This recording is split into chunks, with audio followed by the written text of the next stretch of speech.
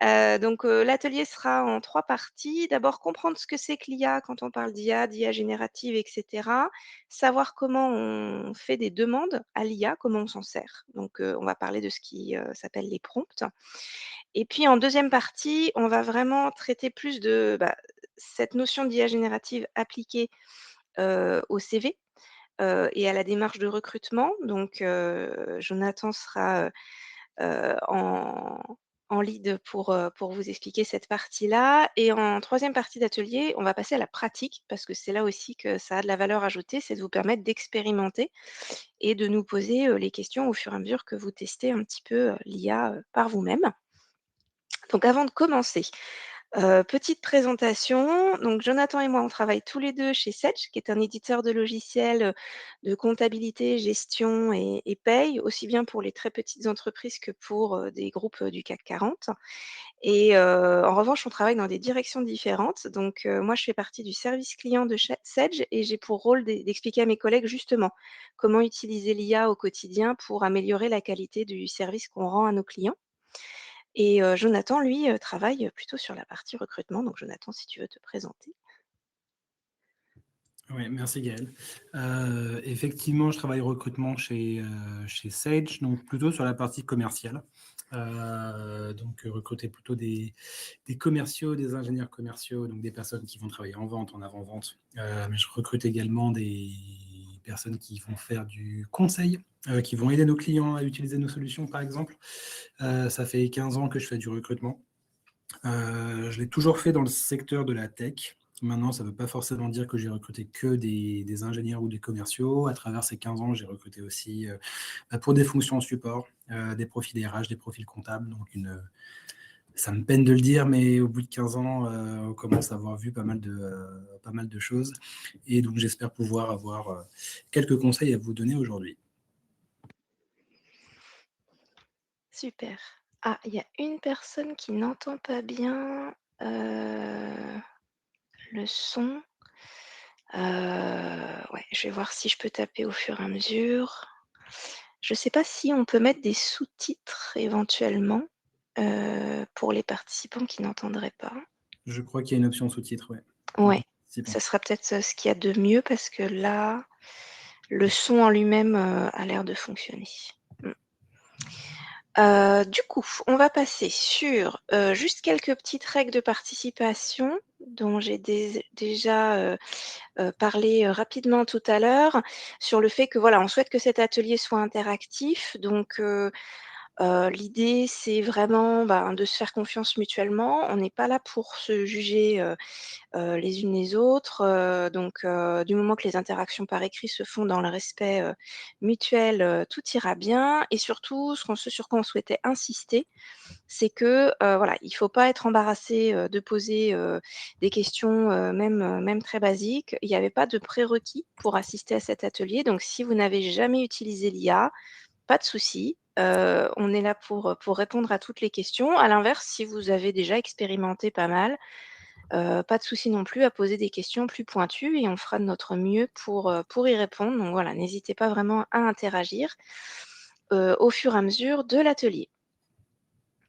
Donc ceci posé, heu, qu'est-ce que l'IA? Peut-être que vous pouvez d'ailleurs, déjà, pour celles qui ne l'ont pas déjà fait, commencer à interagir dans le chat. En quelques mots, pour vous, l'IA, c'est quoi? Alors, voyons ce chat. C'est un outil, c'est l'intelligence artificielle. Oui, le mot IA, c'est le mot intelligence artificielle, c'est une aide, ça permet d'aller plus vite et de gagner du temps. Un assistant virtuel,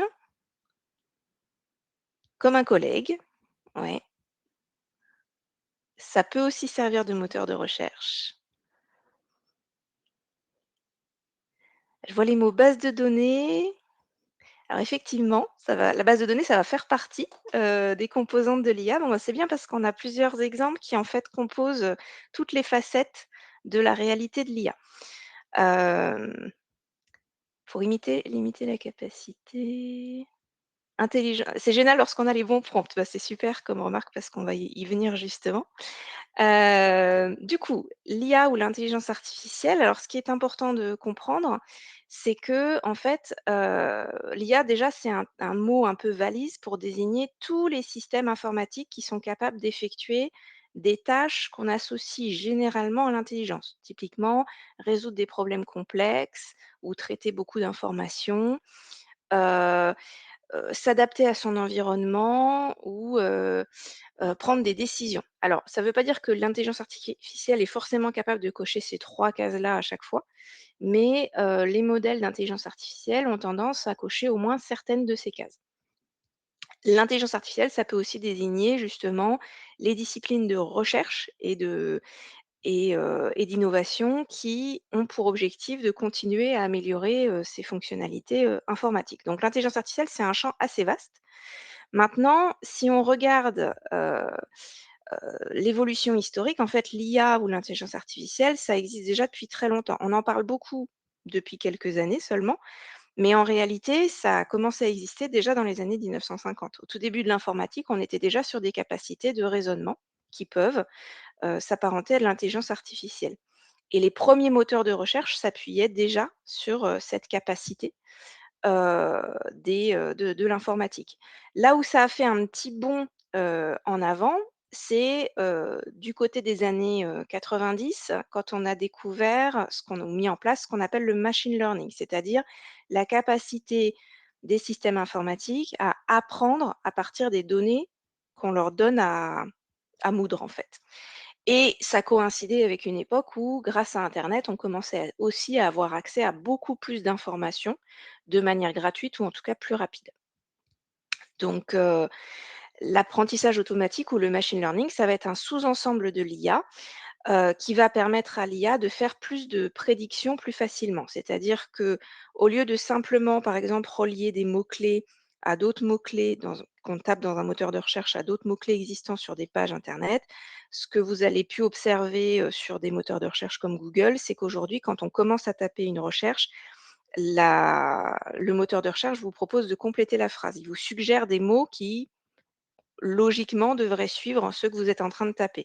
Cette capacité-là, c'est lié à du machine learning, c'est-à-dire que le moteur a appris à partir de l'étude de milliers, de millions de contenus en langage naturel, va avoir appris ce qui est le plus susceptible, le plus probable de suivre certaines séquences de mots. Ça ne veut pas dire qu'il comprend le langage, ça veut simplement dire qu'il a compris les schémas statistiques d'association de mots dans le langage. Donc il va vous proposer ceux qui statistiquement ont le plus de chances de venir après ce que vous êtes en train de taper. Ça, c'est le machine learning. Ensuite, on a eu une autre innovation qui, elle, est plus du côté des années, 2010, qui va, s'appeler ce qu'on appelle le deep learning. Ça s'appuie aussi sur les avancées en neurosciences, la compréhension qu'on a de notre cerveau. En fait, on a organisé les systèmes informatiques pour qu'ils réfléchissent et ils communiquent, un petit peu comme, communiquent les réseaux de neurones dans notre cerveau. Ça a décuplé la capacité de raisonnement des ordinateurs. Ça leur permet, au-delà du simple texte, de traiter maintenant des informations beaucoup plus complexes comme des images ou des vidéos. Typiquement, le deep learning, donc cet apprentissage profond parce qu'en fait, il se fait par couches de neurones, c'est un peu technique, mais ce deep learning-là, il va permettre, typiquement les technologies de reconnaissance faciale ou de navigation vidéo sur les voitures. Donc c'était une étape nécessaire pour que technologiquement on puisse développer certains des outils qui existent aujourd'hui, pour qu'on puisse aussi traiter ou créer des images avec l'IA, parce que l'image, c'est un contenu qui est beaucoup plus complexe que juste le texte. Et c'est grâce au deep learning qu'on a vu les avancées les plus récentes, en matière d'IA générative, puisque c'est l'IA générative, c'est la partie émergée de l'iceberg, c'est celle que souvent, les gens connaissent quand on parle d'IA, c'est, ChatGPT, c'est Gemini, c'est, des outils comme ceux-là qui sont des outils d'IA, générative. Alors quand on dit générative, c'est parce qu'elle est capable de produire du contenu, de générer du contenu, elle n'est pas alors, quand on dit générer du contenu, c'est pas forcément du contenu nouveau au sens strict. En fait, l'IA va mouliner tout ce qu'elle a pu, tout ce à quoi elle a pu avoir accès et notamment tout ce qui est accessible sur internet ou tout ce sur quoi elle a été entraînée pour ensuite le restituer, sous une forme, un peu différente, ça ne veut pas dire que c'est de la pure création. Et d'ailleurs, ça peut poser souci quand elle s'inspire d'œuvres artistiques, par exemple, existantes, pour proposer un contenu proche. Parce qu'on pourrait, dans ces cas-là, penser que l'IA est en train de, en fait, piller la propriété intellectuelle de certains artistes. Donc voilà, l'IA générative, c'est une petite partie, mais la partie aujourd'hui peut-être la plus connue, de toutes les dimensions de l'IA. Il y a un autre outil qui commence à émerger, dont on commence à pas mal parler aussi, qui est l'IA agentique. L'IA agentique, c'est une IA qui va, pouvoir exécuter toute une série de tâches de A à Z, toute seule, en autonomie, donc qui va permettre d'automatiser certains processus. Et c'est, quelque chose dont on va parler, par exemple, pour la facturation typiquement, l'IA toute simple, les premières applications d'IA, ça pouvait être je prends une photo d'une facture et le logiciel est capable, l'IA du logiciel est capable de reconnaître dans la facture quel est son montant, hors taxe, TTC, le nom de l'entreprise qui a émis la facture et la date, et elle va me proposer ces données-là de façon à les injecter dans mon logiciel. Maintenant, on arrive à un stade ultérieur où en fait l'IA va pouvoir gérer de bout en bout la récupération de l'image de facture, par exemple dans un email, son traitement pour qu'elle soit injectée dans l'outil de comptabilité et l'envoi automatique d'un message pour prévenir le comptable que c'est fait, que la saisie est faite. Donc voilà, l'IA agentique, c'est le stade au-dessus où en fait toute une série de tâches va pouvoir être gérée en autonomie. Donc voilà, je vois quelques commentaires. A priori, c'est assez clair sur la présentation de ce que c'est que l'IA, donc top. Maintenant, s'il y a des questions, n'hésitez pas, hein, à les poser. Donc quand on se dit IA générative, du coup, et quand on se dit ce que c'est que l'IA et ce que ça n'est pas, ce que ça n'est pas, c'est, une intelligence ou une conscience, supérieure. L'IA n'a pas de conscience. On pourrait même postuler qu'elle n'a pas de vraie compréhension de ce que vous lui dites ou de ce qu'elle écrit, puisqu'en fait, elle se contente de réutiliser toutes les données qui lui ont été mises à disposition quand on l'a entraînée et de reproduire ce qu'on lui a montré ou de restituer des schémas qu'elle a reconnus. Hem, pour autant, même si elle reproduit ce qu'on lui a montré, ça n'est pas non plus un robot parce qu'en fait, l'IA n'est pas très douée pour répéter de manière linéaire et exacte la même chose d'une fois sur l'autre. Le même document avec le même prompt va pas forcément vous donner 2 fois de suite le même résultat en IA générative.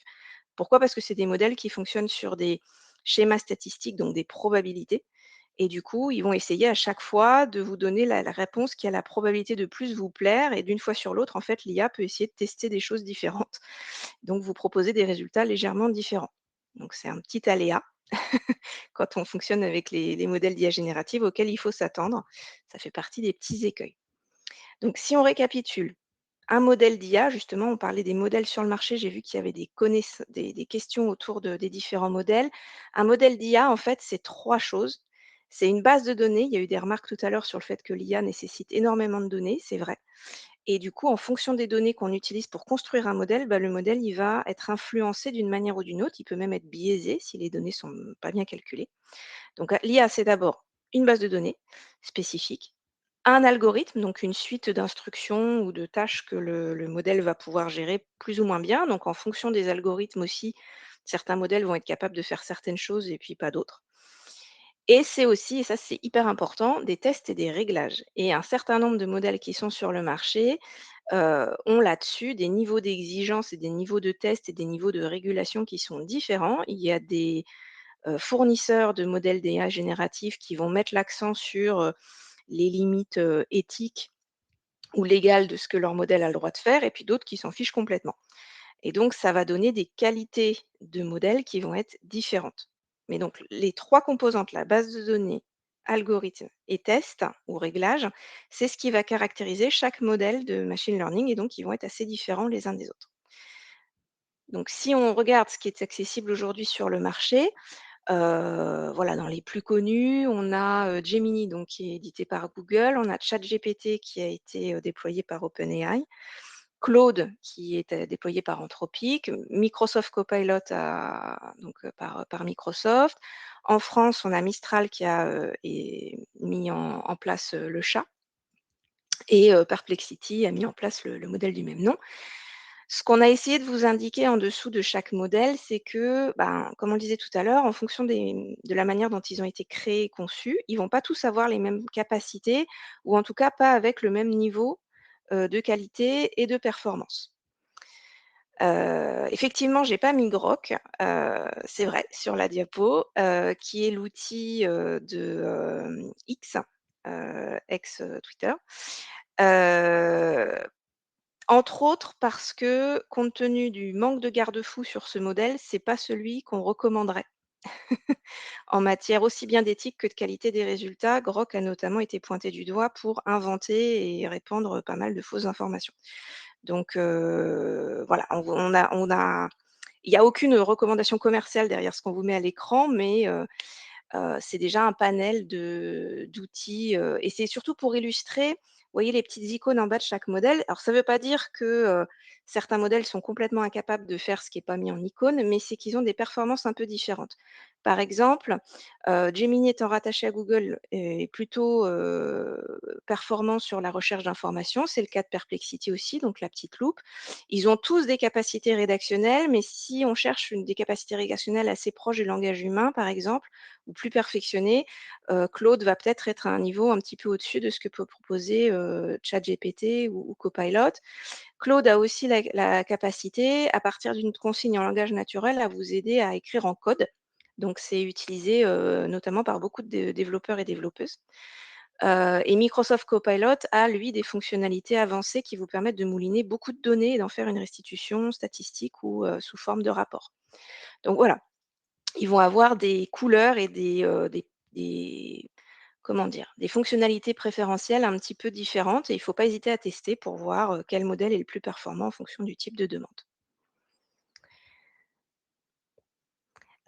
Donc c'est vraiment à tester en fonction de votre demande à vous. Après, j'ai vu confidentialité et on va pouvoir y revenir, dans un instant puisque, ça va être au tour de Jonathan de vous parler de comment on utilise l'IA et l'IA générative dans le contexte du recrutement justement. Merci, j'étais juste en train de répondre à une question, mais du coup, je vais le faire à l'oral. À Valérie qui demande si ces IA sont payantes. Donc, les moteurs d'IA en général sont gratuites par défaut. Elles ont par contre des systèmes d'abonnement auxquels on peut souscrire si on veut avoir des fonctionnalités avancées ou voir plus, enfin pouvoir les utiliser simplement plus souvent, je dirais. Voilà, alors en ce qui concerne effectivement l'IA et le recrutement, bon, il y a un bénéfice certain, c'est-à-dire que c'est typiquement des outils qui vont vous aider à vous relire, à vous exprimer, à valoriser des choses auxquelles vous auriez peut-être même pas pensé en fonction des cas. Donc globalement, elles vont vous aider vraiment à mettre en valeur vos expériences. Il faut quand même faire attention, ces outils ne sont pas des outils magiques, malheureusement. Il y a quand même un certain nombre de risques qui peut avoir, enfin, qui peut venir avec ces outils et ne sont pas forcément ceux qu'on pense. Il y a déjà une question dans le chat par rapport à ça. Effectivement, la première chose à laquelle on pense souvent, c'est la confidentialité. Alors, c'est sûr que si il n'y a pas forcément de risque à proprement parler. Il n'y a pas un espion qui va venir chez vous parce que vous avez partagé des données personnelles. Mais je veux dire que chacun a son niveau de confort par rapport à ça. Il y a des personnes qui vont être tout à fait confortables. Bon, de toute façon, Microsoft, ils n'ont rien à faire que mon enfant aille à telle école ou que mon bureau de poste se situe à telle adresse ou connaître mon employeur. J'en ai rien à faire. Je veux bien communiquer là-dessus et nommer ces choses quand je demande de l'aide à ces outils. Il y en a d'autres qui vont être par contre complètement réfractaires en prenant soin de ne donner aucune donnée, aucune information qui va toucher sa vie personnelle. Il n'y a pas vraiment de réponse, c'est pas un oui ou un non. Chacun fait au niveau de ses fonctions de confort. Je pense que tous les jours, à travers nos utilisations d'Internet, de smartphones, ce genre de choses, on divulgue déjà un grand nombre de données personnelles. Encore une fois, il appartient à chacun d'exercer un petit peu son propre jugement par rapport à ça.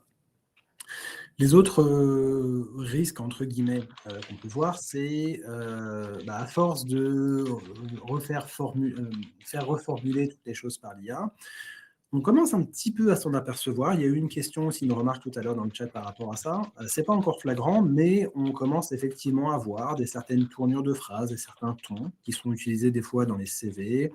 Je ne vais pas trop parler des lettres de motivation parce que personnellement, je ne les lis pas et j'en reçois très peu de toute façon. Je pense que l'un est lié à l'autre.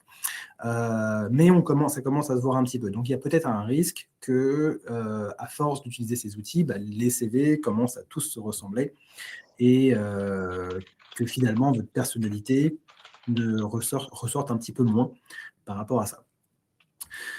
Moi, il y a quelque chose dont je me suis aperçu lors de ma dernière propre recherche d'emploi, c'est que quand je préparais des choses, l'IA me répondait systématiquement: «Super Jonathan, tu as déjà fait une bonne partie du travail. Super Jonathan, ton CV est déjà extrêmement détaillé». C'est une sorte de miroir déformant et les IA, quel que soit le modèle, ont souvent un biais. J'imagine que vous l'avez peut-être déjà vu lorsque vous avez peut-être déjà demandé leur avis. Les IA n'ont pas d'avis, mais on leur demande souvent leur avis quand même.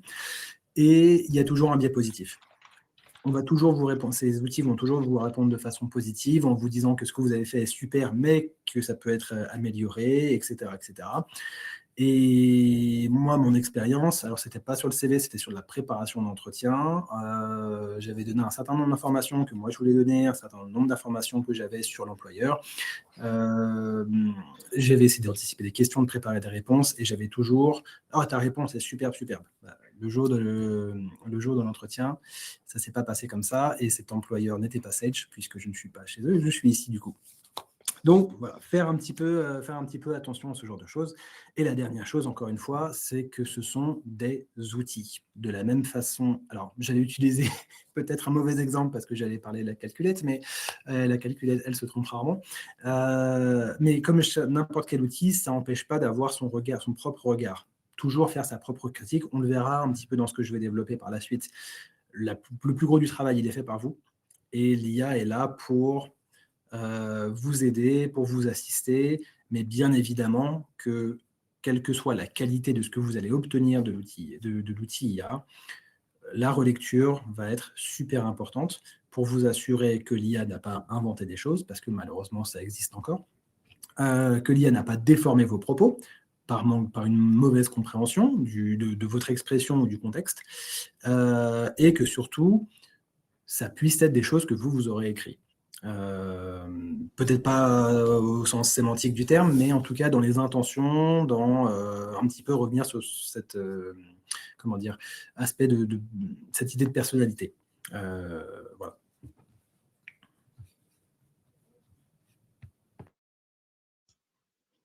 On a effectivement des commentaires, voilà, dans le chat, qui expliquent, qu'il faut bien relire, qu'il faut triturer, et qu'il faut faire attention, voilà, au mode, IA, trop sympathique. Donc, a priori, certaines participantes ont déjà, voilà, se sont déjà heurtées, à ces écueils-là. Super. Je regarde s'il y a d'autres questions. Hop. Alors, sur comment proposer son CV et à quelle IA, ce qu'on va faire dans la partie pratique tout à l'heure, c'est de vous proposer des liens de différentes IA, répandues sur le marché, et puis, vous pourrez, voilà, vous connecter à celui que vous souhaitez tester, et soumettre, votre CV. Généralement, ça se soumet sous forme de document joint dans la conversation avec l'IA. Hop, et bah, justement, je vois, il faut vraiment être très clair dans le prompt. On va enchaîner avec ce qui fait un bon prompt. Du coup, pourquoi c'est important d'avoir un alors, L'importance du prompt. Il y a 2 écoles de pensée et je sais que pour le coup, Jonathan et moi, on représente 2 façons différentes d'interagir avec l'IA, donc c'est chouette, on a des profils complémentaires.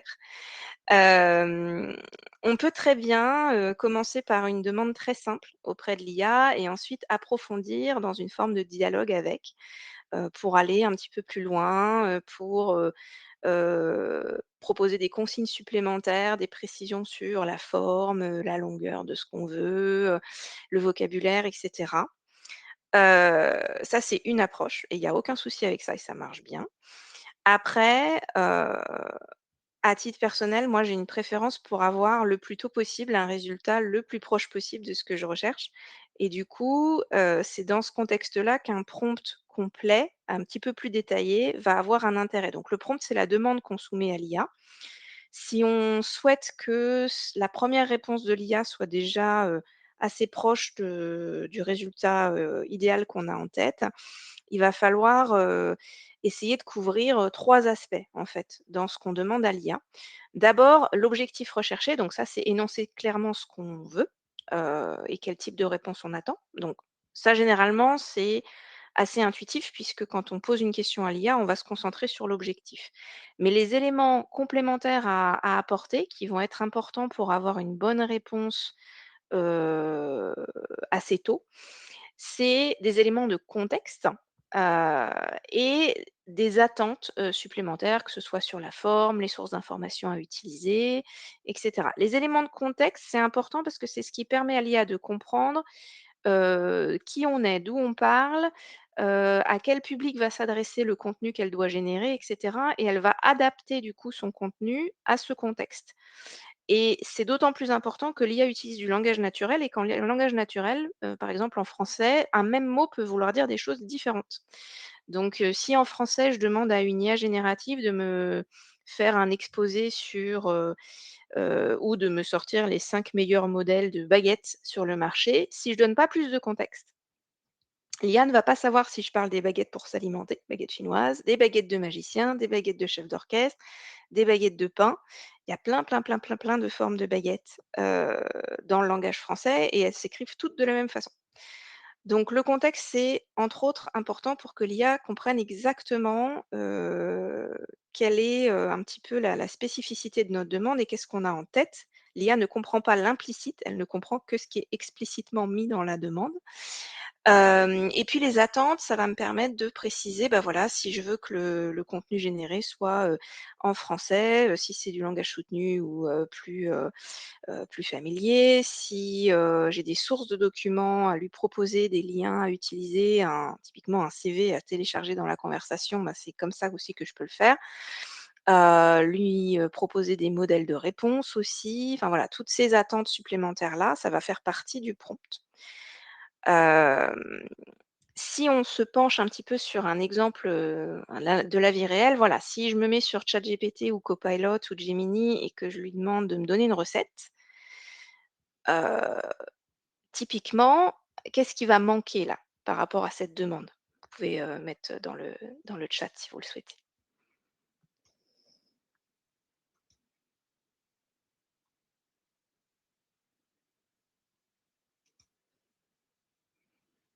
Alors c'est trop vague. Recette de quoi? Effectivement, le type de recette, sucré, salé, les ingrédients, exactement. Voilà, il manque des choses. On ne sait pas si c'est une recette d'entrée, de plat ou de dessert. On ne sait pas si c'est, voilà, pour quelle occasion, pour combien de personnes, avec, quels ingrédients. Alors aujourd'hui, c'est pour ça qu'on disait que les deux méthodes s'acceptent. Aujourd'hui, la plupart des modèles d'IA vont d'eux-mêmes vous poser plus de questions pour être sûr de comprendre votre demande et pour du coup mieux la traiter. Mais c'est vrai que, voilà, si on se base sur, ce que c'est qu'un prompt de qualité, au lieu de demander: «Donne-moi une recette», on aurait pu lui dire: «Ben, je dois cuisiner, un repas, entrée, plat, dessert ou, un plat salé pour, tant de personnes, voilà ce que j'ai dans mon frigo» et puis on peut préciser aussi en termes d'attente ou de contexte, bah, est-ce que je suis un cuisinier, une cuisinière chevronnée ou, est-ce que, mon niveau, consiste plutôt à réchauffer au micro-ondes et à faire bouillir de l'eau pour les pâtes? Voilà, parce que ça elle peut nous proposer des recettes différentes en fonction aussi de notre niveau d'aisance avec la cuisine. On peut lui proposer des allergies, on peut lui indiquer ce qui nous reste comme ingrédients en stock, et cetera, ou même un budget, ça peut aussi, faire partie des critères. Donc voilà, vous avez bien compris, par rapport à «donne-moi une recette» qui serait le niveau le plus basique de prompt qu'on peut avoir, tout ce qu'on peut rajouter pour avoir d'emblée, une réponse un peu plus, qui corresponde un peu mieux à ce qu'on avait en tête. Mais même quand on a un très bon prompt de départ, faut pas avoir peur d'itérer, c'est-à-dire de répéter, d'aller plus loin, de pousser l'IA un petit peu plus dans ses retranchements et pour en obtenir finalement le meilleur, pour obtenir le meilleur résultat possible. Donc voilà un petit peu comme illustration, heu, de ce que c'est que le prompting. Donc maintenant on a vu ensemble ce qui faisait, un bon message, heu on va pouvoir passer à comment on utilise ces compétences générales de dialogue avec l'IA générative dans le contexte du recrutement. Du coup, à nouveau, à toi la parole, Jonathan. Merci. Alors ça va pouvoir aussi me permettre de répondre. J'ai eu, je crois, quelques questions ou commentaires au niveau des ATS. Alors je sais que c'est un petit peu le sujet à la mode en ce moment dans le domaine du recrutement côté candidat. Même dans mon entourage, j'en entends beaucoup parler. On me pose beaucoup de questions sur c'est quoi un ATS, comment ça fonctionne, est-ce que l'IA recrute à votre place, est-ce que mon CV va être scanné par une machine, etc., etc. Alors à mes amis, quand ils me disent ça, je leur propose de boire un verre d'eau, de respirer et de se calmer un petit peu. Il y a plusieurs façons de répondre à ça et je vais essayer de prendre la question un petit peu sur différents prismes. Alors déjà, à la base, un ATS, donc en anglais Applicant Tracking System, donc c'est une solution de gestion des candidatures, on va dire. Donc c'est utilisé pour centraliser toutes les candidatures, qu'elles viennent de l'externe, de l'interne, des cooptations, ce genre de choses, et donc c'est une sorte de base de données. C'est une base de données améliorée puisqu'il y a des fonctionnalités dessus et ça va nous permettre de suivre les candidatures, celles qui viennent d'arriver, celles qui sont déjà en entretien, celles sur lesquelles on va faire des offres. Ça va nous permettre d'améliorer la communication avec un certain niveau d'automatisation. Une candidature qui arrive, je lis le CV, j'aime bien le CV, j'appuie sur un bouton, ça vous envoie un email. Bonjour madame, je vous propose un entretien, etc. etc. Et ça permet aussi derrière aux responsables, donc nous recruteurs, les responsables, les managers qui vont embaucher et les personnes qui dirigent, on va dire, les services RH et de recrutement, d'avoir une vision globale du recrutement, où est-ce qu'on sur l'avancée des recrutements, pardon, où est-ce qu'on en est sur tel poste, où est-ce qu'on va recruter facilement, quels sont les postes problématiques, voilà, ce genre de choses.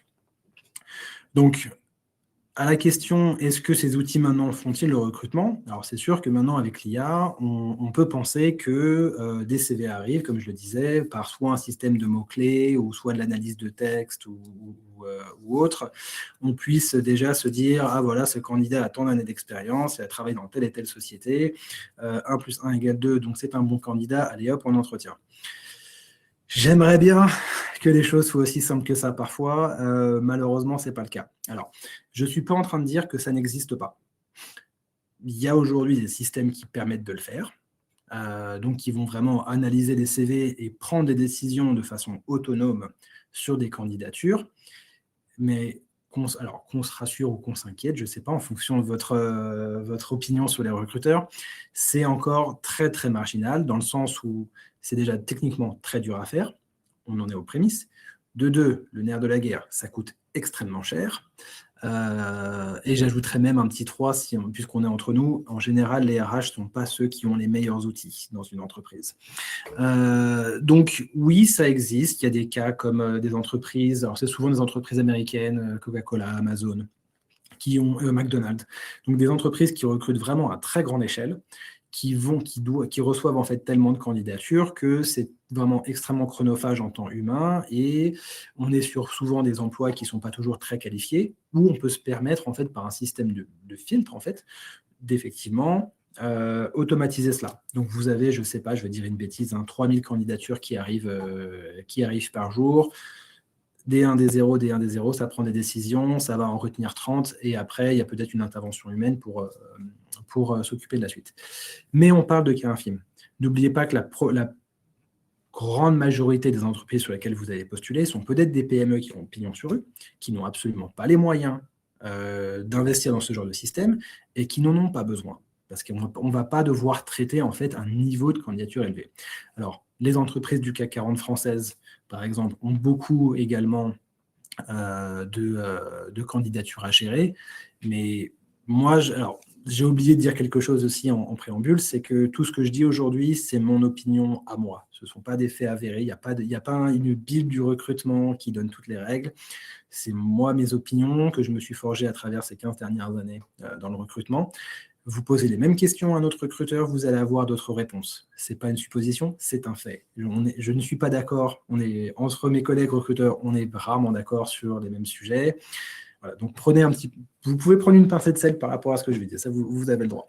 En tout cas, moi je suis un fervent défenseur de l'idée que dans les sociétés qui ont ce genre de système, il n'y en a pas énormément. Qu'il y a encore énormément de sociétés qui vont encore utiliser des outils très très vieux pour gérer des candidatures, quand ce n'est pas juste des fichiers Excel ou autres. Je l'ai déjà vu dans ma carrière, ça. Nous-mêmes, chez Sage, on a un outil qui est, alors par politesse par rapport à mon employeur, je resterai poli, mais qui n'est pas du tout à la hauteur, on va dire, des attentes d'un recruteur en 2026. Et vous postulez chez Sage demain, je récupère votre CV, je le lis et je prends une décision. Il n'y aura pas de mots-clés, il n'y aura pas de filtre, il n'y aura pas d'IA. Et par rapport à ça, d'ailleurs, j'ai effectivement parlé de l'IA qui allait analyser ce genre de choses. Ce qu'on va surtout retrouver dans ces outils-là, ce sont plutôt des filtres ou des systèmes de scoring. Et là, déjà, je parle des systèmes qui sont plutôt récents, où vous pouvez avoir, moi, en tant que recruteur, ça voudrait dire que j'ouvre mon ATS, je vois 25 candidatures pour un poste de commercial, avec effectivement des notations. Donc voilà, peut-être que le candidat A est noté 5 sur 5, parce qu'il présente des critères que j'ai décidés en amont. Peut-être qu'une autre va avoir 2 sur 5 parce qu'elle va manquer la moitié, il ou elle va manquer la moitié des critères ou ce genre de choses. Mais il y a 2 choses importantes à noter là-dessus, c'est que d'une, les critères, c'est moi qui les aurais décidés, première chose, et de 2, c'est un système de scoring, donc il n'y a pas de décision. Donc, quand vous entendez, si jamais vous entendez des gens autour de vous vous dire j'ai fait mon CV, mais je ne l'avais pas optimisé pour les ATS, du coup, je me suis fait rejeter, ma candidature s'est fait rejeter automatiquement, je pense que c'est quand même. Ça m'étonnerait que ce soit automatique. Il peut aussi y avoir, ça je l'ai vu, un système de filtre sur des questions qu'on vous pose. Et ça, moi, je l'ai déjà fait chez mon précédent employeur où j'avais besoin de quelqu'un qui parlait anglais. C'était une compétence indispensable pour le poste. Donc, j'avais mis une question, parlez-vous anglais? Oui, non. Ou enfin, avez-vous une maîtrise professionnelle de l'anglais? Oui, non. Les personnes qui répondaient non recevaient effectivement systématiquement un email de refus.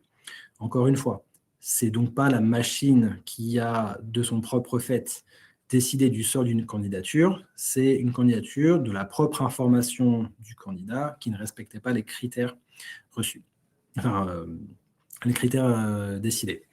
Donc, vous pouvez un petit peu vous rassurer sur l'ATS en mode Minority Report qui va être autonome et décider de ce qu'il veut. Il y a bel et bien un humain qui est derrière. Au mieux, qui va avoir un ordre un petit peu de lecture, un classement des candidatures par son outil, mais ça ira rarement plus loin que ça, à mon sens. Après, ça ne veut pas dire qu'on ne peut pas optimiser son CV par la lecture des ATS. Pourquoi? Parce que si on ne le fait pas pour la lecture des ATS en soi, on le fait même pour soi-même. Parce que souvent, en fait, les conseils qu'on va donner pour optimiser son CV par rapport à ces systèmes, ça avait beaucoup des conseils liés à la clarté en fait, de ce qu'on met dans son CV. Et ça, de toute façon, ce sont des bons conseils qu'on va donner sur la rédaction d'un CV. Des rubriques standardisées. Alors, on parle des fois d'éviter les tableaux, les graphiques, de mettre des intitulés de poste explicites, de reprendre des termes exacts, ce genre de choses. Donc, oui, parce que ça peut servir, mais je dirais toujours, et j'espère que je vais me faire comprendre dans ce que j'essaye de dire, c'est Faites-le pour le bien de votre CV et sans trop vous inquiéter de comment va être reçu, enfin, quel est le système qui va recevoir le CV et l'interprétation qui va en faire. Donc, on peut effectivement travailler sur la clarté de son CV. Sachant que moi, quand je reçois un CV, je prends souvent une décision dans les secondes qui viennent. Alors, si vous lisez les témoignages, on va parler d'une décision qui est prise entre 10 et 45 secondes. Je ne sais pas quel est mon temps, je ne sais pas dans combien de temps je prends une décision, mais effectivement, je pense qu'on est en dessous d'une minute. Pourquoi? C'est parce que d'une, j'ai l'habitude. Je recrute sur les mêmes postes maintenant depuis des années, donc je sais ce que je recherche. Je passe beaucoup de temps à discuter aux équipes, aux managers. Donc, encore une fois, je sais exactement ce que je veux, mais ce ne sera peut-être pas le cas de tous les recruteurs. Si demain, vous me mettez à rechercher un comptable, je vais passer beaucoup plus de temps à le lire parce que je connais beaucoup moins ce genre de choses. Mais en général, on va dire dans la routine, on passe effectivement très peu de temps. Donc, on peut voir effectivement que la clarté, aller à l'essentiel, ça va être très important. Donc, ça veut dire qu'il faut mettre en avant vraiment les informations primordiales dès le début. Et là, je sais que je sors un petit peu de la trame, le CV, l'IA, mais je pense que ça sert quand même parce que c'est ce qui va vraiment marquer le recruteur avant même de lire le gros du contenu de votre CV. Moi, je pars du principe d'aller tout le temps à l'essentiel. J'ai eu une question tout à l'heure, est-ce qu'il faut mettre notre adresse sur un CV? Est-ce que j'ai vraiment besoin de savoir que vous habitiez au 25 rue du Cherche-Midi à Gif-sur-Yvette? Pas vraiment. Que je sache que vous habitez en 91, oui, ça c'est déjà un petit peu mieux. Donc voilà, ne pas s'embêter à mettre des choses comme ça, se focaliser sur le nom, le prénom, alors la région, la ville, peut-être un lien vers le profil LinkedIn, un résumé de carrière, si vous souhaitez en mettre un. Là, typiquement, on pourra utiliser l'IA pour le travailler. Peut-être une indication sur vos aspirations professionnelles, donner un petit peu de contexte au recruteur, parce qu'encore une fois, je n'ai pas beaucoup de temps, mais si c'est intéressant, je vais le lire. Si j'ai besoin d'avoir un petit peu plus de clarification, ça sera vraiment une rubrique qui sera la bienvenue. Je vais parler un petit peu de la photo. Alors encore une fois, c'est mon avis. Je pense que peut-être que Gaël n'est pas d'accord avec moi, et moi-même, je ne fais pas ce que je conseille. Pour moi, si c'est possible, évitez la photo. Ou alors, sauf si vous avez des photos professionnelles, prises par un photographe, et pas dans un mariage, mais une photo professionnelle, en tenue professionnelle, en position et en posture professionnelle. Vous ne pouvez pas imaginer le nombre de photos que je vois qui sont mal cadrées, qui sont prises à un mariage avec le copain par-dessus l'épaule, mais on ne voit pas le copain, ce qui fait que mais on le voit quand même un petit peu. Il n'y a rien qui ne crie plus « je n'ai pas pris le temps de faire mon CV » qu'une mauvaise photo. Donc, si vous n'en avez pas, n'en mettez pas. Je n'ai pas fondamentalement besoin de savoir à quoi vous ressemblez pour vous inviter à un entretien. Et vous savez quoi, je vais vous avoir un entretien, je vais voir à quoi vous ressemblez de toute façon. Donc, quand bien même il pourrait y avoir des problèmes avec des apparences, et bien évidemment, il ne devrait pas y en avoir, c'est quelque chose auquel on ne pourra pas échapper. Donc, ne pas mettre de photos, vous allez avoir des recruteurs qui vous disent « si, pour moi, je veux une photo, je veux savoir, etc. etc. » Voilà. Chacun a ses opinions. Moi, je pense que pas de photo, c'est mieux qu'une mauvaise photo. Et si vous mettez une photo, mettez une photo professionnelle. Parce que n'oublions pas, et malheureusement, en tant qu'homme, ça me fait mal de le dire parce que c'est souvent de notre faute, mais les biais cognitifs, il y en a beaucoup, et il peut y en avoir probablement plus envers les femmes. Donc, je pense que j'inviterai tout le monde à réfléchir là-dessus. Mais que ce soit homme ou femme, mettre une photo de soi, il peut y avoir plein de biais qui vont avec. Si on peut éviter de les mettre, si on peut choisir ses batailles et éviter de potentiellement perdre des points là-dessus, moi je le ferai. Mais ceci étant dit, je mets moi-même une photo sur mon CV. C'est une photo professionnelle qui a été prise par un photographe, mais je crois que c'est celle que j'ai sur mon profil LinkedIn. Mais voilà, globalement, j'estime que ça reste une photo à peu près correcte de moi, et des photos pas correctes de moi, j'en ai plein, ou des photos que je n'aime pas, j'en ai plein, donc celle-là, je l'estime pas trop mal, et je la mets, mais dans le doute, je pense que je ne la mettrai pas. Voilà. Donc, on a parlé effectivement du besoin d'être synthétique, parce que, en gros, je vais prendre 45, j'ai grossi le trait, bien sûr, mais je vais prendre 45 secondes pour lire votre CV, donc il vaut mieux aller à l'essentiel. Euh, on vous force pas de mettre vos 10, 15, 20 ans d'expérience, si vous avez tout ça, concentré, condensé sur une page. On a le droit d'avoir des CV qui font plus d'une page, donc n'hésitez pas. La règle d'or, par contre, c'est que si vous mettez plus d'une page, assurez-vous que la page numéro 1 soit intéressante. Sinon, il y a peu de chances que j'aille à la deuxième. Mais ça aussi, c'est un petit peu le but de ce qu'on est en train de dire. Quelles questions j'ai souvent? J'ai fait une période d'essai dans une boîte, ça n'a pas marché pour telle et telle raison. J'y suis resté 3 semaines, 1 mois, 2 mois. Est-ce que je dois la mettre sur mon CV? Moi, je dirais que non.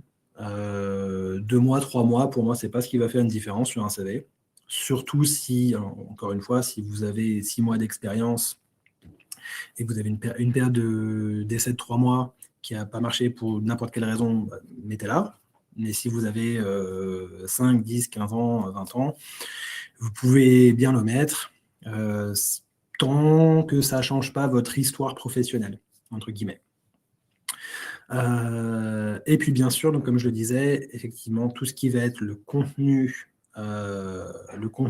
de vos expériences, la petite phrase d'accroche ou le résumé, ce genre de choses, c'est typiquement des choses que vous allez travailler avec des outils d'IA. L'adaptation au poste visé. Alors, l'idée, c'est de faire le lien entre le poste que vous souhaitez, le poste auquel vous postulez, et votre expérience. Ceci étant dit, il y a des cas dans lesquels vous n'allez pas forcément avoir besoin de grossir le trait. Si vous êtes, je ne sais pas, commercial dans l'automobile, que vous avez travaillé 10 ans chez Renault à vendre des Clio et que vous postulez chez Peugeot pour vendre des 207, je ne pense pas que vous ayez un énorme besoin de justifier que votre candidature est adaptée. Parce qu'en fait, c'est tellement proche qu'il n'y a pas besoin d'en faire des caisses là-dessus. Mais parfois, effectivement, il est possible que ce soit un peu moins flagrant, qu'on postule dans une industrie différente, à des postes un petit peu différents, ce genre de choses.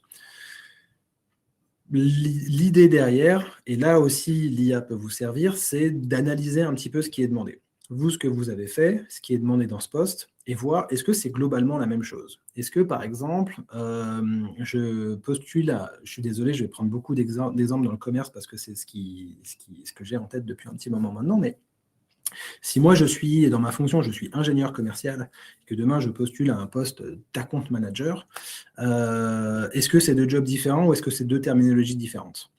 Peut-être que oui, mais peut-être qu'en analysant un petit peu ce que vous avez fait et les tâches dans le poste, vous allez vous apercevoir que c'est globalement la même chose. Bon, du coup, est-ce que mon poste d'ingénieur commercial que j'occupe actuellement et que je veux quitter, je ne l'appellerai pas account manager, par exemple, vu que c'est à peu près la même chose. Encore une fois, c'est un petit peu des questions que je pose, c'est pas forcément des consignes, mais les titres de poste ont aussi, c'est un titre qu'on vous donne dans l'entreprise, l'important c'est la fonction. Et peut-être que changer le titre d'une expérience, ça peut se faire. Alors encore une fois, je ne vous dis pas de dire que vous étiez le PDG d'une société si vous ne l'étiez pas, ou responsable si vous ne l'étiez pas, mais on peut, et encore une fois, c'est là aussi, vous pouvez demander par exemple à l'IA d'essayer de vous trouver peut-être des titres, des appellations qui vont renforcer la proximité entre les missions que vous avez faites, le poste que vous avez occupé ou que vous occupez, et celui que vous visez. Voilà. Et la dernière chose, c'est l'utilisation de l'IA donc pour clarifier. Donc l'IA, c'est pas un juge, c'est pas un recruteur, c'est pas magique non plus, mais c'est un assistant de reformulation et de clarification. Donc ils vont pas, encore une fois, ils vont pas faire le CV à votre place, mais par contre, si vous lui dites je postule à tel poste qui demande compétence A, compétence B, compétence C, voici ce que j'ai fait dans mes expériences actuelles, y a-t-il une différence, y a-t-il un gap, y a-t-il un écart entre les deux? L'IA pourra vous dire oui, il y a un écart entre telle compétence, par exemple, n'est pas couverte. Et à partir de là, c'est à vous de voir, est-ce que et à vous de vous poser la question, est-ce que c'est vraiment quelque chose que j'ai pas fait ou c'est quelque chose que j'ai pas exprimé dans ce que j'ai donné à l'IA? Et alors je crois que je l'ai peut-être précisé un petit peu plus tard, mais quelque chose qui est très important, je reviens un petit peu à ça, la notion de vous faites le travail, c'est que faire son CV, c'est vraiment une grosse introspection dans ce qu'on a fait dans sa carrière. Et je pense qu'une fois que vous avez fait ça, vous avez fait 90% du boulot. Et c'est le plus difficile. Se rappeler de tout ce qu'on a fait dans sa carrière, pas seulement ce qu'on a fait, mais des projets auxquels on a participé, des initiatives qu'on a lancées, les résultats qu'on a obtenus. D'ailleurs, si vous pouvez, quand vous êtes en poste, vous notez tout ça quand vous avez 5 minutes, et on a rarement 5 minutes, mais quelque part pour pouvoir l'utiliser le jour où vous allez refaire votre CV. Moi, c'est une habitude que je suis en train de prendre également, parce que je me rends compte à chaque fois que quand je refais mon CV, mais j'ai fait quoi en fait en 2022? Il y avait un projet là, c'était quoi? Et on s'en rappelle plus, parce que forcément, on a fait 50 000 autres choses dans sa vie perso et pro. Donc ça peut être une bonne habitude à prendre, mais pour moi, avant même d'aller dans l'IA, le travail introspectif, réécrire même toutes les missions, enfin, une bonne partie des missions qu'on a faites et les décrire, c'est là où l'IA va vraiment savoir bonifier un petit peu ce que vous avez lui donné, parce qu'il pourra faire le lien effectivement entre ce que vous avez fait et ce que vous allez rechercher, et va vous aider à le mettre en forme. J'ai beaucoup parlé, je pense qu'il y a peut-être des réactions ou des questions. Oui, il y a pas mal de questions dans le chat, notamment autour des fameux trous dans le CV, c'est-à-dire des périodes plus ou moins longues, où on n'a pas forcément d'expérience professionnelle à mettre en avant ou, pour des raisons parfois familiales ou de santé ou Mm. autres. Donc, qu'est-ce qu'on en fait? Il y a des questions là-dessus. C'est vrai que c'est toujours, complexe Alors, à gérer quand on est candidat. ouais, ouais. Et je veux absolument pas me donner le bon rôle, parce que je suis loin d'être parfait et d'être parfait dans mon travail, mais moi, je pars du principe que les gens sont humains. Si je suis papa d'un petit garçon, ce petit garçon, des fois, il est malade. Des fois, on peut pas aller travailler pour ça. Alors là, je parle des trucs du quotidien, mais je sais aussi que des soucis de santé, ça peut arriver. Passer par des licenciements, des recherches d'emploi galères, ce genre de choses, ça peut arriver. Je pense que s'il y a un recruteur qui ne comprend pas ça, il y a un vrai problème, et peut-être que, même si c'est difficile à se dire à l'instant T, peut-être qu'on fait mieux de ne pas aller travailler chez eux. Bon, ça, c'est la théorie, et c'est le côté, malheureusement, un petit peu enjolivé de la chose. Moi, je suis un gros défenseur de la transparence. Donc, si y a un trou de 6 mois dans son Mmh. CV parce qu'on a été malade, on a été malade. Et je trouve qu'on n'a pas à s'excuser d'avoir eu un souci de santé, aussi grave ou bénin qu'il puisse être, quel qu'il soit. Alors, forcément, aujourd'hui, on dit j'ai eu un cancer. Alors, déjà, vous n'êtes pas obligé de le dire, hein, dans les entretiens d'embauche, petit rappel de la loi. Mais si jamais vous souhaitez vous ouvrir sur ce sujet et être transparent, mais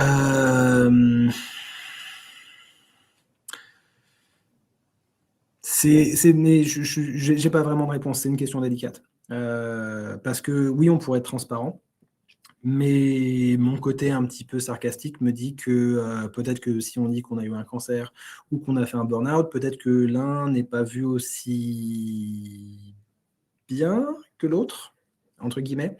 Et ça, mais c'est des choses qu'on ne peut pas maîtriser. Donc Mmh. moi, je dirais, si vous avez eu un souci de santé, vous dites que vous avez eu un souci de santé et vous n'allez pas plus loin, et personne n'a le droit de vous demander ce que c'était derrière. Si c'était un souci familial, vous dites que c'était un souci familial, et le reste, ça ne les regarde pas. On est dans un monde un peu cruel, et peut-être qu'on va se fermer des portes en ayant cette attitude-là. Mais je pense vraiment que si vous avez un recruteur en face de vous qui regarde votre CV, qui vous demande pourquoi il y a eu 6 mois de trous et qui n'arrive pas à comprendre pourquoi, c'est difficile des fois de dire non à une piste professionnelle, parce qu'il y a plein de choses derrière, mais peut-être que c'est déjà une indication en Mmh. soi. Oui, de même qu'il y a des questions, qui sont illégales à poser et que si on vous les pose en entretien, ça vous donne déjà une Exactement, idée de la façon dont, par exemple, la parentalité sera abordée dans l'entreprise. exactement. Et Heu, et pour voilà. remettre ça dans le cadre du CV, parce que je pense que c'est aussi le but de l'atelier, comment formaliser ça? Alors écoutez, j'ai l'impression que le message quand même passe, hein, parce que, là, avant où les personnes ne l'auraient pas dit, j'ai souvent des CV, 6 mois, où les personnes me disent qu'ils sont partis, découvrir le monde, faire un voyage. Maintenant, c'est présenter ça de façon, un petit peu enjolivée, type je suis allé je sais pas, découvrir d'autres cultures, ce genre de choses. Alors après, pourquoi pas, hein? Bon, nous, les recruteurs, on sait que grosso modo, tu es parti en vacances 6 mois et c'est très bien pour toi. Mais voilà. Mais ce que je veux dire par là, c'est que ce genre de choses sont de plus en plus assumées. Donc effectivement, si pendant 6 mois, vous n'avez pas pu travailler parce qu'il y a eu un souci de santé ou autre, bah, il faut pas hésiter à le mettre. On n'a pas besoin de donner plus d'informations. Si c'était, j'ai simplement pas réussi à retrouver un job, j'étais en recherche d'emploi, bah, donc, bah, moi je trouve qu'il y a pas de honte non plus, à cela. On connaît le taux de chômage dans nos sociétés, on sait que ça arrive à tout le monde, que c'est pas, que même les meilleurs, enfin les meilleures personnes que j'ai peut-être côtoyées, bah, ça leur arrivait aussi. Donc c'est difficile de se débarrasser un petit peu du stigma qu'il peut y avoir derrière, mais moi je jouerai la transparence. Après, si vraiment vous ne souhaitez pas forcément mettre ça sur un CV, il y a des personnes qui ont honte aussi de le mettre ou qui ne veulent pas l'assumer ou ce genre de choses, et ça se comprend. Alors je ne vais pas dire d'inventer, mais si vous avez repris, je ne sais pas, pendant 8 mois la boulangerie de votre beau-frère, et que vous l'avez aidé un petit peu dans ses affaires ou ce genre de choses, bah, je n'irai pas vérifier. Mmh. Donc Ou encore des une fois, parcours de formation, hein. Je voyais que c'était dans le chat la aussi, si partie de vous avez suivi des formation, formations pendant ce temps-là, c'est tout à oui, fait, alors oui, idéalement, on va vous demander d'avoir mis en d'avoir, comment dire? Utilisé ce temps-là pour vous parfaire professionnellement. Donc des ateliers, des formations, des diplômes, des projets un petit peu connexes. Voilà, le fameux beau-frère qui a sa boulangerie, qu'on a aidé pendant quelques mois.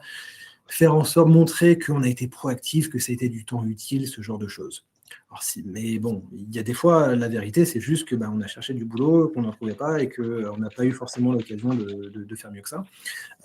Donc essayez de réfléchir peut-être à ce que vous pourriez mettre en avant, parce qu'après ce temps, j'imagine que si vous avez malheureusement des périodes comme ça dans votre vie professionnelle, vous êtes sûrement pas resté chez vous à rien faire non plus.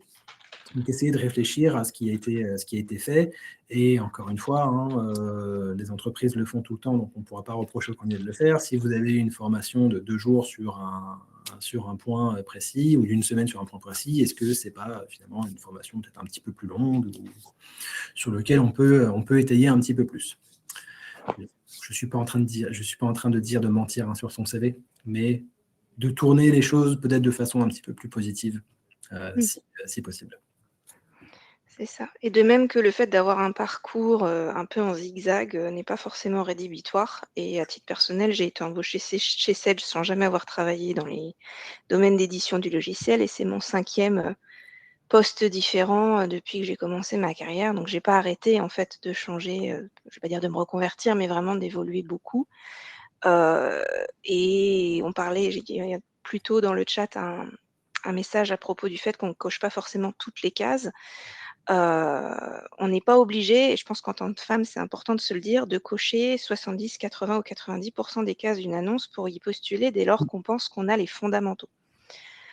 Typiquement, quand j'ai postulé chez Sage, il n'était pas attendu dans l'offre d'avoir, une connaissance particulière du milieu de l'édition logicielle ou une connaissance des produits Sage ou autres. C'était d'autres compétences qui étaient recherchées. Il se trouve que, ces compétences-là, je les avais directement ou indirectement par le biais de mon parcours précédent. J'avais pas forcément un poste qui collait pile poil à ce qui était demandé. En revanche, j'avais des compétences acquises à droite à gauche qui, mises ensemble, avaient un sens par rapport à ce pourquoi j'allais postuler, et donc je cochais peut-être 50 ou 60 de la liste, et ça valait le coup de postuler puisque, bah, je suis ici aujourd'hui.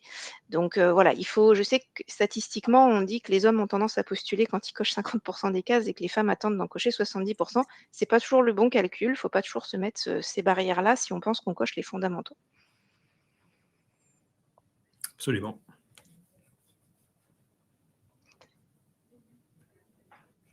Alors du coup, on est à un petit peu plus de 20 minutes de la fin. Il y a encore beaucoup de questions dans le chat, mais je vous propose qu'on passe à la partie pratique, un petit peu, avec l'IA, qu'on puisse répondre à vos questions. Voilà, si vous avez, des questions sur, comment j'utilise l'IA générative, pour améliorer tel point de mon CV et on pourra reboucler sur les questions-réponses restantes à la fin, comme ça nous permet quand même de garder la partie mise en pratique. Si ça convient à tout le monde, je vois plein de pouces, donc c'est qu'a priori ça va.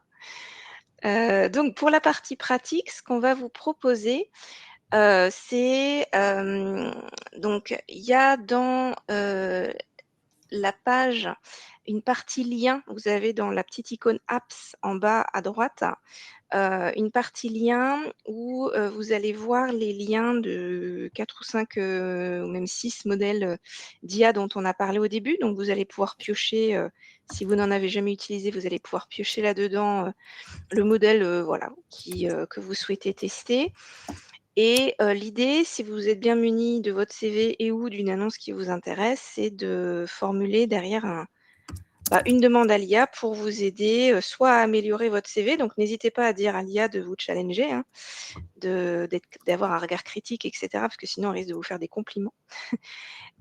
Ou carrément de proposer à l'IA de vous donner des conseils sur comment adapter votre CV à telle annonce en particulier qui vous intéresse.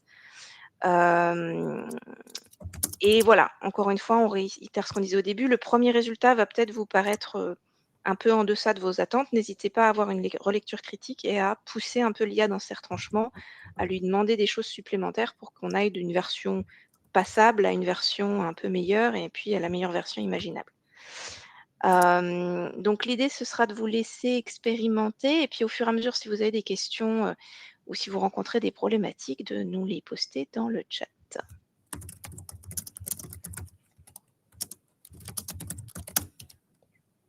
Voilà, dans l'onglet Liens, donc vous avez App puis Liens.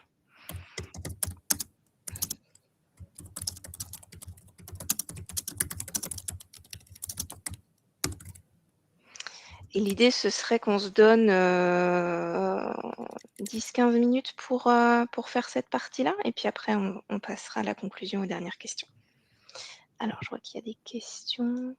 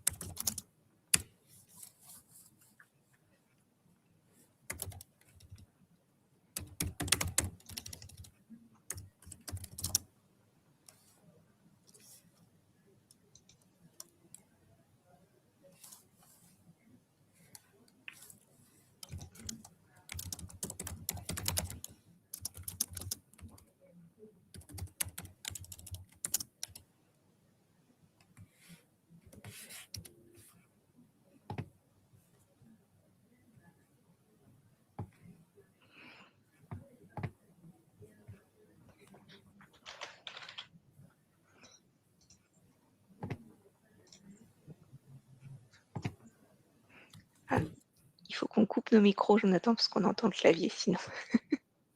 Pardon. Je vais taper, dans le chat. Alors pour ceux qui ne savent pas où aller, dans la partie en bas à droite de la fenêtre de webinaire, vous allez avoir une icône. Vous avez apps, sondages et questions. Dans app, si vous cliquez sur les 3 petits points, vous devriez avoir une partie liens qui s'affiche et dans ces liens, vous allez retrouver les liens de soit Gemini, soit ChatGPT, soit Mistral et cetera. Le chat, donc vous en choisissez un et ça vous permet d'avoir une fenêtre, dans laquelle vous allez poser votre question à l'IA, éventuellement joindre un CV si vous voulez l'avis sur un CV.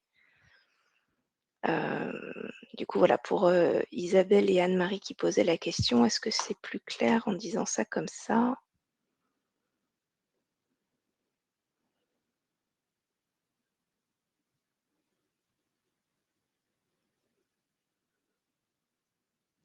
OK. Il y a des petits pouces, super.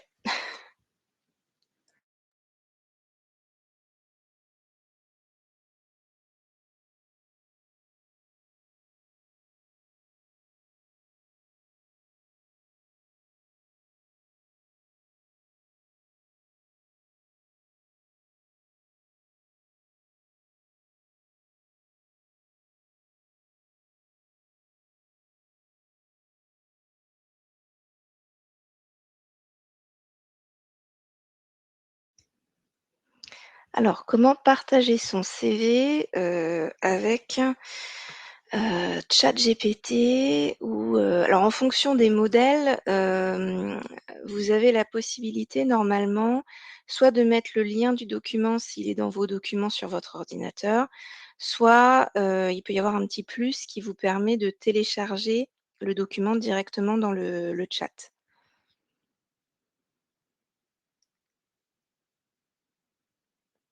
Après souvent, ce qu'il va y avoir sur le CV, on parlait de des données confidentielles, alors vous pouvez enlever votre adresse et cetera, mais on va pas se le cacher, ce qu'il y a dans le CV généralement, c'est ce qu'il y a sur votre profil LinkedIn peu ou prou.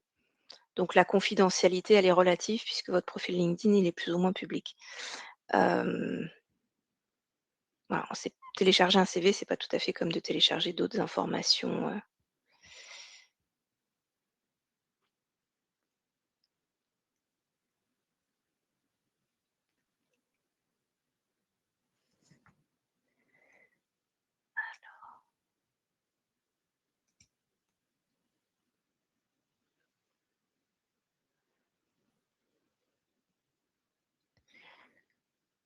On n'est pas obligé, pour répondre à la question qui vient d'être posée dans le chat, de créer un compte. Ça a un intérêt si on souhaite, voilà, pouvoir revenir, plus tard à une demande qu'on a faite par le passé, parce que ça veut dire qu'il garde notre historique. Mais si c'est juste une demande ponctuelle et qu'on fait une session et qu'après, on on copie par exemple les réponses, on les garde par devers nous sur un autre document, on n'est pas obligé de créer un compte juste pour ça. Claude demande de passer en premium, Perplexity demande de s'abonner. Oui, alors ça peut être un motif aussi pour choisir un modèle plutôt qu'un autre, c'est, les conditions de l'utilisation gratuite. Tous les modèles n'ont pas le même modèle économique là-dessus. Donc, vous pouvez en avoir qui sont plus contraignants que d'autres à utiliser. N'hésitez pas à changer si vous voyez que ça bloque.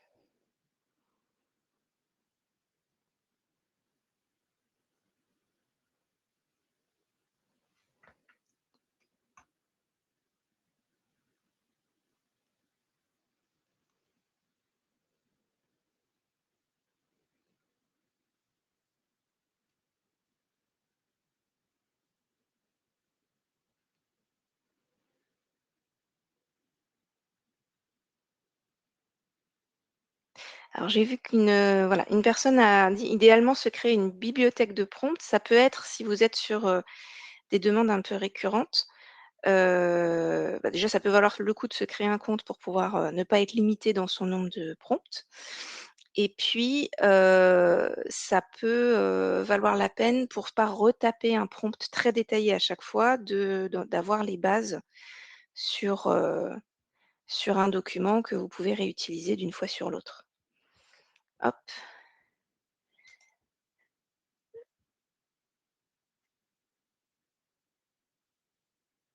et donc, vous n'êtes pas alors obligé de montrer le CV amélioré à la fin de la séance.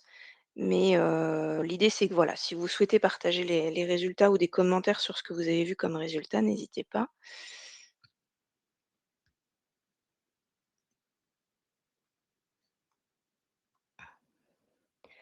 Florence disait: «Oui, je construis, un CV que je soumets à l'IA, je demande de changer ce que je veux changer». Oui, oui, c'est tout à fait possible, hein, de faire par étapes. Hop,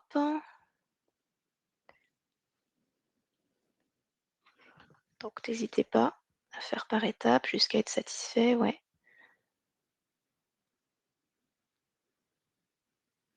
Alors ChatGPT fait la reconnaissance et le traitement d'images, donc là on a une personne qui a fait une copie d'écran du CV en PDF et l'a mis dans la discussion, ça peut marcher aussi comme ça, effectivement.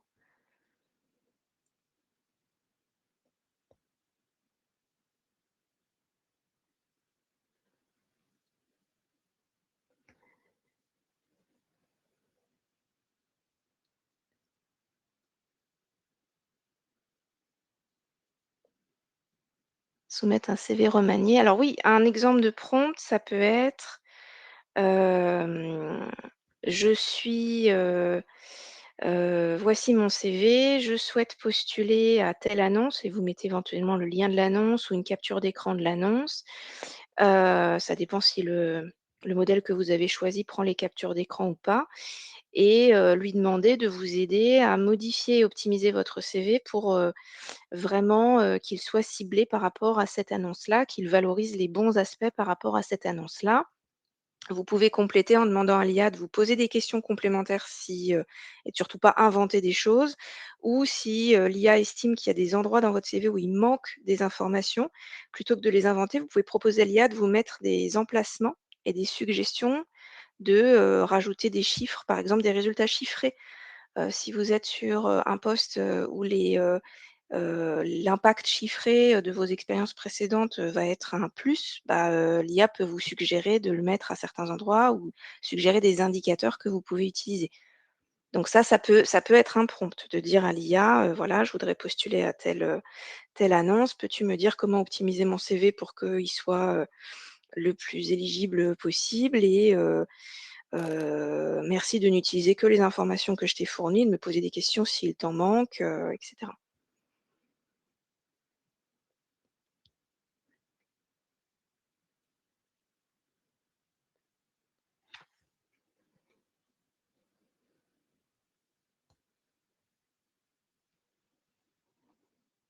Alors, il y a quelqu'un qui propose un autre, modèle effectivement Euria sur le chat. Donc, oui, il y a pas de limite, enfin, l'essentiel c'est de tester et de voir ce qui fonctionne bien pour vous. Ce qui veut bien fonctionner aussi puisque a priori, certains modèles bloquent aujourd'hui. Ah, à chaque offre un CV différent. Alors Jonathan, qu'est-ce qu'on répond à cette question? Est-ce qu'il faut un CV différent pour chaque offre? Idéalement, oui. Maintenant, je suis désolé, j'ai jamais de oui ou non à donner, mais le recrutement, c'est plus un art qu'une science, je pense. Alors, oui, après, plus sérieusement, idéalement, oui, parce que ça montrera il y a une sorte un surplus de motivation derrière. La motivation, c'est dur à lire, c'est dur à lire sur un CV. Un CV, c'est pas fait pour montrer qu'on est motivé, c'est fait pour montrer ce qu'on sait faire et ce qu'on a fait.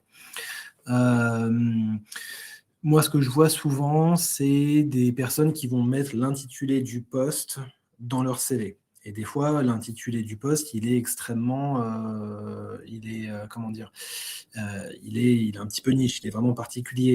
Il n'y a pas très longtemps, j'avais un poste qu'on avait appelé par le doux nom de Sales Engineer, expert de solutions comptables, quelque chose comme ça. Bon, j'ai des personnes qui l'ont mis en titre de leur CV.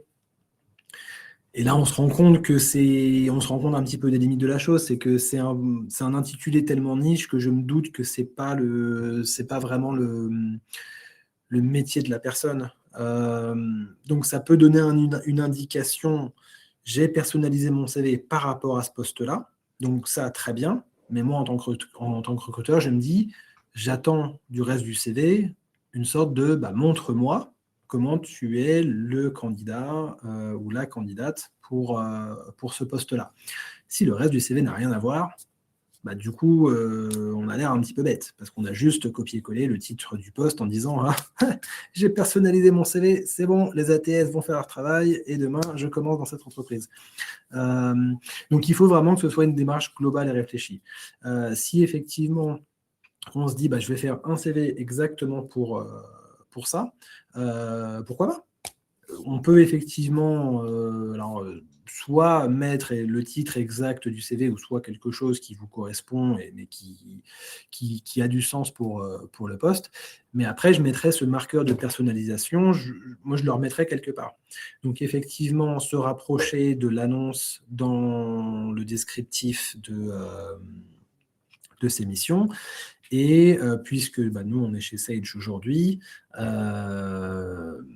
est-ce qu'on ne peut pas mettre une petite touche dessus, sur le CV, je ne sais pas, sur les enfin, à quoi je pourrais penser, les compétences, par exemple.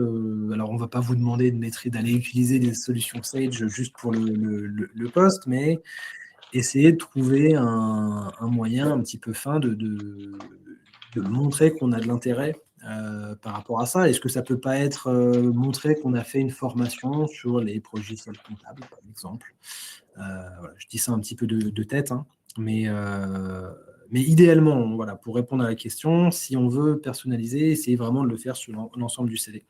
Pas juste se limiter, entre guillemets, à mettre un, voilà. Des fois, j'ai des CV, j'ai des CV qui arrivent avec le logo de Sage dessus, voilà, pour montrer. C'est un petit peu la façon que les candidats ont de montrer que voilà, il y a une personnalisation. J'ai mis votre logo sur mon CV. Ça démontre pas énormément de motivation. Enfin, moi, je trouve que ça démontre pas énormément de motivation si le reste du CV ne suit pas.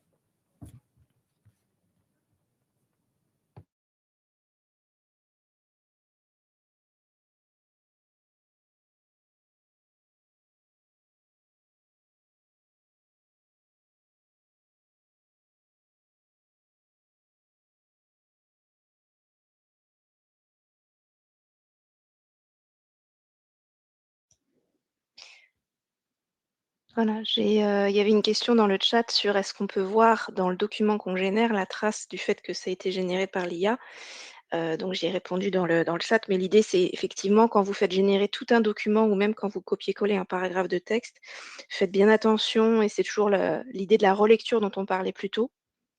Il faut vraiment impérativement relire, tout relire et se relire parce que, bah, ça peut arriver, je pense que ça nous est tous arrivé, tous et toutes, de copier-coller un paragraphe et d'avoir dedans, pris sans s'en rendre compte, bah, souvent l'IA vous pose des questions complémentaires après vous avoir proposé un résultat. Elle dit: «Est-ce que tu veux que maintenant je t'aide à faire ça?» Et si on fait un copier-coller trop rapide, bah, on va embarquer la question dans le copier-coller, donc si on ne se relie pas et qu'on ne l'enlève pas du texte, on va tout de suite voir que ça a été tiré d'une IA. Vous avez aussi des fois des documents complets quand ils sont générés qui ont en bas ou quelque part dans le document générés avec, tel ou tel modèle.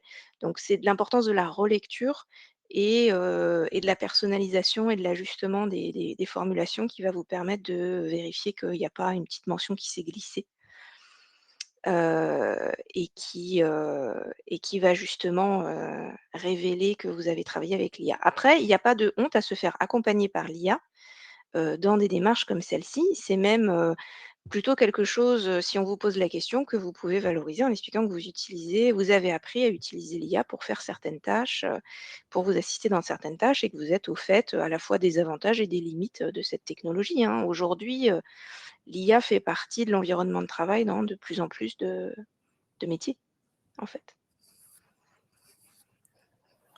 Pour rebondir à quelque chose dont tu parlais tout à l'heure, Gaëlle, Mmh. j'avais pas rebondi tout à l'heure, mais effectivement, toi, tu vas être une adepte du prompt qui fait exactement ce que tu veux pour avoir à le faire une fois et obtenir la réponse vraiment que tu veux. Comme tu l'as dit, moi, je suis un petit peu tout l'inverse. Moi, je serais celui qui va dire à ChatGPT, prépare-moi une recette pour ce soir, et en fait, me faire guider au fur et à mesure des réponses. Mmh. Parce que je sais qu'il va me demander si je suis végétarien ou si j'ai des choses que j'aime particulièrement.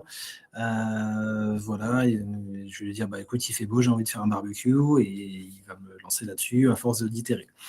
Je Mmh. pense qu'on est chacun un petit peu différent là-dessus. Il y a des personnes effectivement qui vont vouloir préparer le prompt au millimètre près avec tous les mots, le contexte, l'exaction, le suivi, etc., etc. Ou moi qui suis un petit peu plus freestyle, entre guillemets, qui va me dire, oh, tiens, fais le travail avec moi, pose-moi des questions, je te répondrai. Mais je pense que ça marche aussi. Oui, Et je pense que pour faire son CV aussi, on n'a pas non plus. Est-ce que je vois aussi beaucoup de questions, est-ce que vous avez un prompt? Quelle IA est la meilleure? Globalement, je pense que peu importe l'outil que vous allez utiliser, vous allez avoir un résultat à peu près homogène. Je pense que peu importe le prompt que vous allez utiliser, tout ne sera pas parfait dès la première fois. Et c'est pour ça, c'est un petit peu ce que je disais. De toute façon, moi, je suis fervent défenseur de l'idée que voilà, le plus gros du travail, il est fait avant. Il est fait avant le prompt. C'est vraiment vous qui avez vraiment fait l'exercice difficile, inconfortable, mais j'ai plus de lumière, pardon. Mais important de... est-ce que je vais avoir de la lumière? C'est déstabilisant. De vous être regardé un petit peu dans la glace, d'avoir réfléchi à tout ce que vous avez fait, tous les challenges par lesquels vous êtes passé, tous les projets auxquels vous avez participé, toutes les initiatives que vous avez lancées. Et ne pas oublier que des fois, une initiative qui va vous paraître toute bête et très simple, si ça a eu un impact, si ça a eu un vrai impact sur sur le, je sais pas, le fonctionnement du service dans lequel vous étiez, ou si par rapport à une petite idée que vous avez eue, bah, 2 ou 3 de vos collègues, ça leur a fait gagner 5, 10, 15 minutes de travail par jour. C'est des choses qu'on oublie parfois, mais qui ont un impact. Et ce genre de choses, des fois, nous, on va en parler. Et moi, je me rappelle, ça m'arrive souvent, moi, en entretien, des gens vont me dire: «Oh, j'ai fait ci, j'ai fait ça, c'était super». Et moi, dans ma tête, je veux dire: «Oui, bon, bah, tu as fait un fichier Excel, en fait». Crûment sans filtre dans ma tête, ça peut être un petit peu ça. Sauf que derrière, quand on va vous expliquer, bah, pourquoi en fait c'était difficile. Bah oui, mais ce fichier Excel, en fait, pour le faire, il a fallu que je me libère du temps, il a fallu X, Z et telles conditions pour que je réussisse à le faire, et voici l'impact que ça a eu. Donc ne pas oublier que des fois, des choses qui nous paraissent vraiment minimes ont aussi une valeur, et ça, l'IA, clairement, va vous aider aussi à le mettre. Donc ne pas sous-estimer ça. Mais une fois que vous avez fait tout ce travail, que ce soit du Mistral, du ChatGPT, du Copilot ou autre, globalement, ça va faire le travail de reclarifier, de reformuler ces choses. Et, et vous n'allez même pas avoir besoin de beaucoup de temps à passer là-dessus. Et dans tous les cas, après, peu importe le prompt, ça va vous donner un premier résultat, vous allez en être contente ou pas contente, et vous allez reposer des questions, vous allez clarifier, et votre premier CV ne sera pas le bon, ne sera pas le meilleur, et vous allez continuer et jusqu'à arriver à quelque chose qui vous ressemble le plus et sur lequel vous serez le plus fier après de pouvoir utiliser. Mais c'est comme tout, c'est du travail, c'est de la répétition, et ça ne vient pas tout de suite, même avec le prompt parfait, entre guillemets. Alors, on arrive au terme, de la session, donc juste pour récapituler, on a essayé de répondre au fur et à mesure et vraiment désolée si on n'a pas pu répondre à toutes les questions. Vous aurez néanmoins le support, hein, qui sera diffusé après. Juste pour récapituler, donc l'IA, c'est un outil d'aide, mais qui nécessite quand même votre relecture et des ajustements. Le recrutement peut être heu, accompagné par des outils, les outils ATS, des outils d'IA, mais ça n'est pas, et de très loin une démarche qui est aujourd'hui automatisée. Donc le recrutement reste humain. Il faut cibler le ou la recruteuse pour postuler, pour être sûr d'être compris. Attention à vos données personnelles, mais on l'a dit, les données qui sont sur un CV sont généralement aussi sur votre profil LinkedIn, et la pratique de l'IA est ce qui va vous permettre de grandir en termes d'aisance et de facilité à prompter et à trouver votre style de prompting, parce qu'il y a pas de il y a pas d'école meilleure qu'une autre. Les 2 peuvent s'entendre. Pour la question qui nous a été posée plus haut sur la consommation, environnementale, en fait, liée à l'IA, on ne saurait pas forcément vous dire aujourd'hui si le fait de poser plusieurs questions multiples successives vaut mieux que de poser un prompt très long, parce qu'en fait, ce qui fait consommer de l'énergie à l'IA, c'est de traiter la question. Donc quand la question est plus complexe et plus longue, elle va demander plus de traitement. Quand il y a plus de questions, ça va faire plein de petits traitements. Entre les 2, quelle est, la démarche qui est la plus ou la moins impactante d'un point de vue environnemental? C'est très compliqué de le savoir, et les éditeurs d'IA eux-mêmes ont généralement du mal à calculer leur impact environnemental. Donc voilà, Ne veulent pas en parler. ouais, c'est compliqué, de se positionner par rapport à ça. Après, c'est sûr que si c'est pour faire une petite recherche, un moteur de recherche classique, consomme moins que de l'IA. Par contre, pour générer du document, il y a que l'IA qui pourra vous y aider. Voilà, et en dernière diapo, on vous a mis, donc Sage est partenaire de Simplon. Il y a un certain nombre de parcours qui sont proposés. Vous retrouverez ça dans le document qui vous est, envoyé, donc n'hésitez pas, à consulter le support. On espère que ça vous a été utile. On vous remercie beaucoup pour, les participations que vous avez eues dans le chat, et on espère, voilà, que ça vous aidera dans la suite de vos démarches. On vous souhaite, le meilleur pour la suite. Merci pour vos questions, merci à toutes. Merci à toutes.